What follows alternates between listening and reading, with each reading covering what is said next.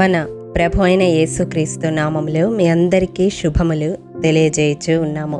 128వ కీర్తన 3వ వచనము. నీ భోజనపు బల్ల చుట్టూ నీ పిల్లలు ఒలీవ మొక్కల వలె ఉందురు.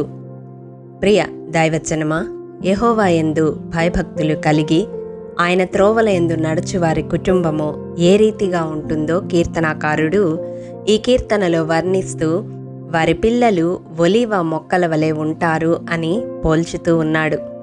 ఒలీవ మొక్కల వలె పిల్లలు ఉంటారని పరిశుద్ధాత్మదేవుడు ఎందుకు రాయించాడో మనము ధ్యానిద్దాము. మొదటగా ఒలీవ చెట్టు సౌందర్యము కలది. ప్రియ దైవజనమా, ఈ సౌందర్యము బాహ్య రూపానికి సంబంధించింది కాదు, ఆంతరంగిక సౌందర్యానికి సంబంధించినది. సహజంగా కాకి పిల్ల కాకికి ముద్దు అన్నట్లు ఎవరి బిడ్డలు వారికి అందంగానే కనిపిస్తారు. కానీ దేవుడు నరుల పై రూపాన్ని లక్ష్యపెట్టడు. మన ప్రభువు మన ఆంతరంగిక సౌందర్యాన్ని కోరేవాడు. మరి అట్టి సౌందర్యము మన బిడ్డలకు ఎలా వస్తుంది? హోషేయ గ్రంథం 14వ అధ్యాయం 5-6 వచనాల ప్రకారం, చెట్టునకు మంచు ఉన్నట్లు నేనతనికుందును, తామర పుష్పము పెరుగునట్లు అతడు అభివృద్ధి నొందును, లెబానోను పర్వతము దాని వేళ్లు తన్నునట్లు వారు తమ వేళ్లు తన్నుదురు, అతని కొమ్మలు విశాలముగా పెరుగును, ఒలీవ చెట్టునకు కలిగినంత సౌందర్యము అతనికి కలుగును. మన బిడ్డలు ఒలీవ చెట్టంత సౌందర్యం కలిగి ఉండాలంటే చెట్టునకు మంచు ఉన్నట్లు దేవుడు మన బిడ్డలతో ఉండాలి. చెట్టునకు మంచు ఏ సమయంలో చూస్తామో? ప్రాతకాలంలో కదా. మన బిడ్డల ఆంతరంగిక సౌందర్యము వృద్ధి చెందాలంటే ఉదయకాలమున వారు దేవుని సన్నిధిని వెదికేవారుగా ఉండాలి. ఆ అలవాటు మన బిడ్డలకు మనము చేయగలగాలి. దేవునికి ప్రథమ స్థానం బిడ్డలు ఇచ్చేలా అలవాటు చేయాలి. దావీదు దేవుని హృదయానుసారుడు కావడానికి కారణం అతడు వేకువనే దేవుణ్ణి వెదికేవాడు. రెండవదిగా, ఒలీవ చెట్టు ఎప్పుడూ పచ్చగా ఉంటుంది. జలప్రళయం తర్వాత నోవాహు విడిచిన పావురము సాయంకాలమునకు తుంచబడిన ఒలీవ చెట్టు ఆకుతో తిరిగి వచ్చింది. ఒలీవ చెట్టుకు 1800 సంవత్సరాల తర్వాత కూడా దాని చుట్టూ పిలకలు వస్తాయి. మన బిడ్డలు జీవము కలిగి ఎప్పుడూ పచ్చగా ఉండాలంటే వారేం చేయడానికి మనం ప్రోత్సహించాలి?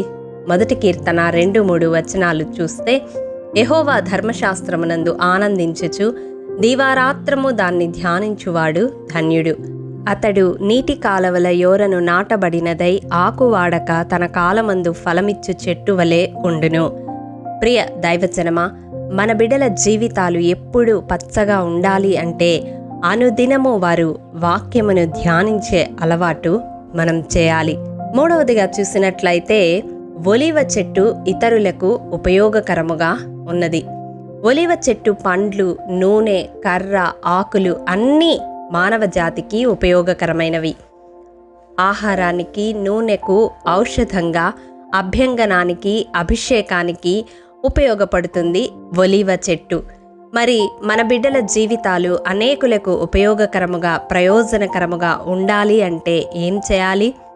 యేసయ్య 5 రొట్టెలు 2 చేపలు 5,000 మందికి ఆహారంగా పంచినప్పుడు ఆ 5 రొట్టెలు 2 చేపలు ఆ చిన్నవాని వద్దనే ఉంటే కేవలం అతని ఒక్కడి ఆకలి తీర్చబడేది. ఎప్పుడైతే అవి దేవుని చేతిలో పెట్టబడ్డాయో అనేకులను తృప్తిపరచగలిగాయి. మన బిడ్డల జీవితాలు కూడా మనం దేవుని చేతిలో పెట్టినప్పుడు అనేకులకు ఉపయోగకరముగా మలచబడతాయి. వారి ప్రాణాత్మ దేహాలు మనము దేవునికి అప్పగించాలి. అంటే వారు రక్షణ పొందిన వారు కావాలి. వారు దేవుని అధికారము క్రిందకు రావాలి. దేవుని అధికారము క్రింద మన బిడ్డలు ఉండేలా మొరపెట్టేవారముగా మనముండాలి.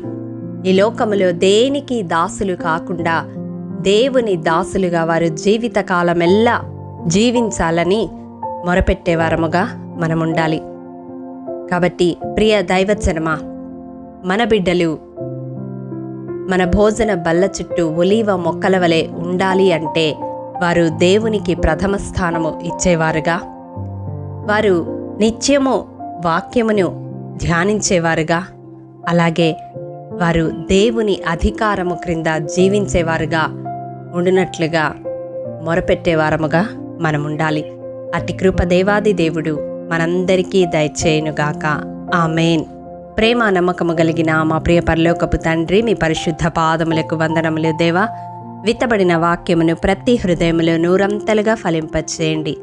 దేవా, మా బిడ్డలు ఒలీవ మొక్కల వలె ఎదుగునట్లు వారి జీవితాలలో నీకు ప్రథమ స్థానము ఇస్తూ, నీ వాక్యమును ధ్యానిస్తూ, వాక్యానుసారము జీవిస్తూ, నీ అధికారము క్రింద ఈ లోకములో జీవించే కృపను అనుగ్రహించమని మా కొరకు త్వరలో రానయున్న యేసు అతి పరిశుద్ధ నామం పేరట అడిగి పొందుకొని ఉన్నాము తండ్రి.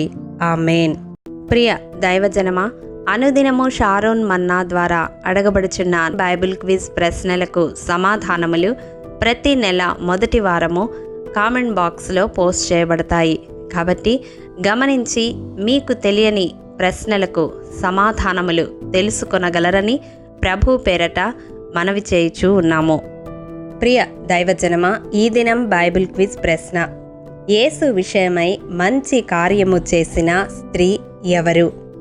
ప్రియ దైవజనమా, ఈ దినము జన్మదినము, వివాహ దినము జరుపుకుంటున్న వారికి షారోన్ గ్రూప్ తరపున హృదయపూర్వక శుభాకాంక్షలు తెలియజేయుచూ ఉన్నాము.